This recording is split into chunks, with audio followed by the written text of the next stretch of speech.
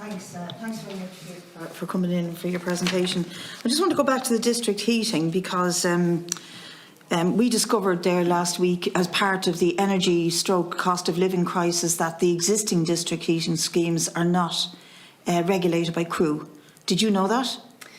I suppose it's the definition around district heating and communal heating to begin with, and I think the regulation position is actually part of what the working group is working on now. It's the long-term situation and where regulation will play out. So you were aware that they're not regulated by CRU?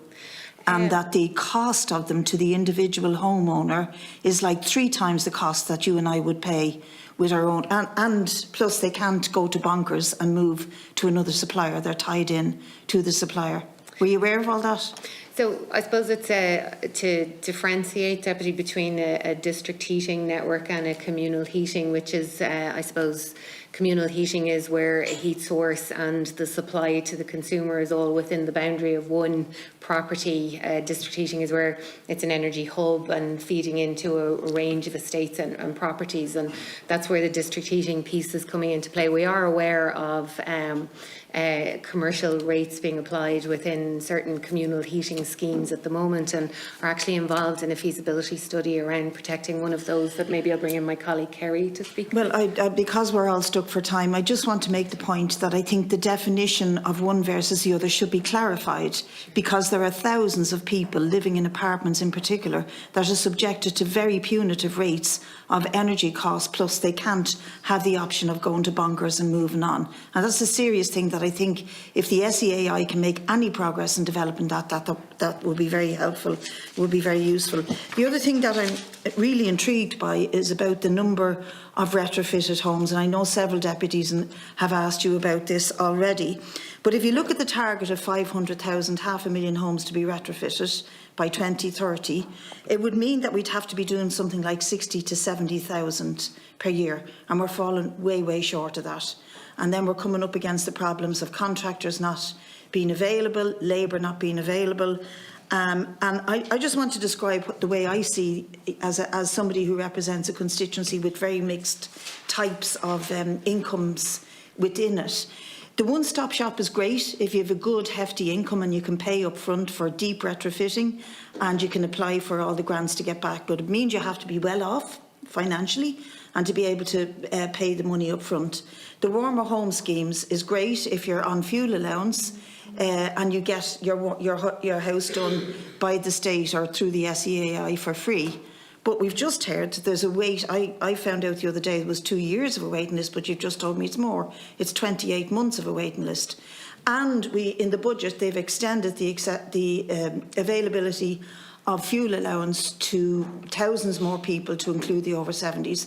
They're going to be applying to the warmer home scheme. That's going to be pushing it up. They're over 70 already. It'll be 2 or 3 years before they get a sniff at it. So I think we're piling problems on top of problems. And just one last problem I see coming down is the problem of the individual energy upgrades. A contractor has written and told us that now they can do like insulation of attic insulation, wall cavities, external walls, internal walls, ventilation, installation of mechanical fans. And they can apply, the contractor can apply directly to use if the applicant signs a thing to say you apply for the grant. And from the 1st of January next, that's going to change. And the contractor cannot apply for the grant, the individual has to. So now you have a whole cohort of people in the middle, which is the vast majority of homes in this country, the median earners, not the very wealthy, not the very poor, but the ones who work for an average industrial wage, are going to have maybe 4,000 or 5,000 euro up front before they're entitled to anything at all. And I think this is really ridiculously punitive and unhelpful. It's pushing people into positions where we're obviously in a cost of living crisis. They don't have that money, and they're going to be in a position that their energy costs are spiralling out of control, and yet to try and do something about it, the SEAI is now making it more difficult from them from the 1st of January next. And I am dealing with people like that For example, a lone parent, 2 children, lives in Ballyferm Parade on a corner house, earns 35,000 a year, is not entitled to either the one-stop shop's no good for her. She wouldn't have the money to go to it. The warmer homes isn't available to her, and now she's stuck in this middle piece, and she doesn't have 3, 4, 5,000 to pay up front to do anything with her home. And she is typical of an awful lot of people in this country. So could you just explain the rationale for how this is being made? Is it because you really don't want people to access it because you haven't got enough people to work in the scheme? Or that you don't have an apprenticeship scheme set up that should have been set up years ago. We might leave them some time to respond because there's only I'm just absolutely baffled by it. Thanks, Effie. Just very quickly, the warmer home scheme are fully alerted to the waiting list, and we are working with a department to look at alternative pathways to delivery to make it to expedite the waiting. We're fully alerted to the changes made in the budget and the impact that might have. On the issue you just mentioned there, that's related to the energy efficiency obligation scheme, and it's a change in policy in terms of moving towards deeper measures. It has been well flagged to the industry for the last year and a half to 2 years, and what you're describing is the potential local impact of that. I might ask my colleague John Randall to just give you some more detail in relation to your particular query. Okay, so you know, what you're referencing there about the contractors is some of the energy suppliers under the energy efficiency obligation scheme, you know, contract contractors directly, and the energy supplier applies on the homeowner's behalf to the Better Energy Homes programme. And that means it's less cumbersome and more potentially attractive to the homeowner because the contractor or the energy supplier is doing all the work on their part, and the homeowner will just pay the net price less the grant and any discount leveraged by the EEOS scheme directly to the contractor. And then the energy supplier, you know, applies for the grant, and we submit the grant to the energy supplier, who in turn pays the contractor.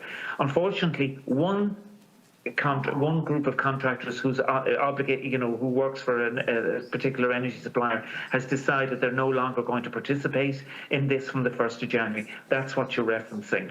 Other energy suppliers will continue, but that's what you're referencing is one particular energy contractor or who works directly for an energy supplier has decided to continue working on, decided to cease working on the smaller measures.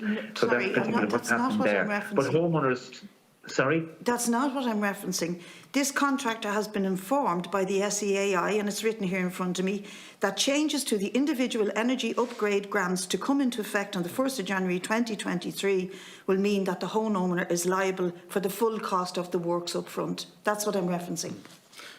Well, the homeowners are always liable for the works up front through any particular programme. How they do that, it depends on the avenue that they choose. Some of the energy suppliers, as I just said, and we know it's a particular energy supplier because all the other contractors, most of the homeowners would work directly with SEAI and claim the grant from SEAI. Well, I can send you, sorry if I may, Chair, I can send you on a copy of this letter because it clearly says that the changes to the scheme are forcing this contractor to refuse to apply for the grant on behalf of homeowners. We have the letter, and we have been engaging with the contractor body and the obligated parties, so we're fully aware of the issue. But I appreciate if you could send them, but we have a version of your letter already.